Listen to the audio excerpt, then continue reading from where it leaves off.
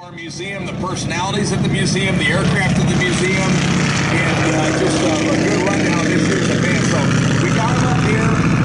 Come on up and get them. There goes the B-26 Peashooter. And Charlie, that's the only flyable one in the whole world. That come out of Guatemala. Boston coffee beans. Used the P-40, early model.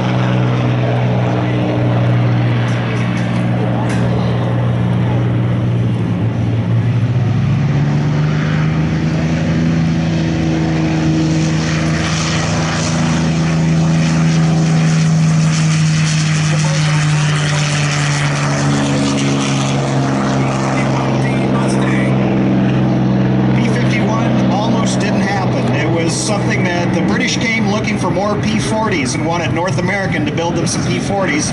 North American said they could build a better plane that was lighter and had better performance.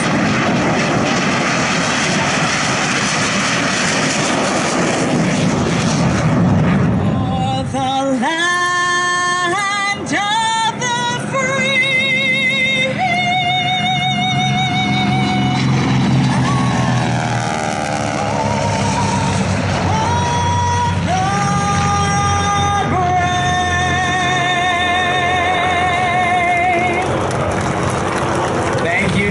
Beautifully done yet again. Thank you so much, Tina Hargett.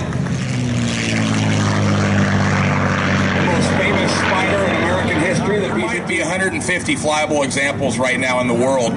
Well, because they were built after the war by Cavalier also. Yeah, they were built late too.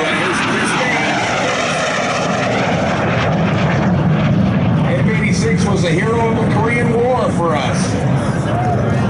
The airplane was really able to hold its own against the MiG-15. Typical simple technology versus a little bit more finesse technology. Well, typical Soviet-Russian technology at the time. It was made in some ways kind of a crude manner, but it was very functional. And also the performances of the two airplanes are very close on paper.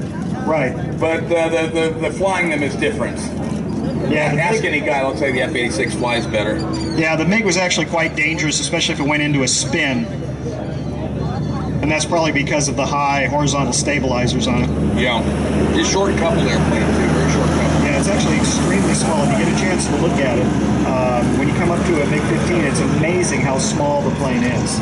Silver Wings wing walking team, and Margie was at dinner with us last night, and she said today will be her 1,255th wing walk. So I want to make sure we give her a big round of applause when she gets back.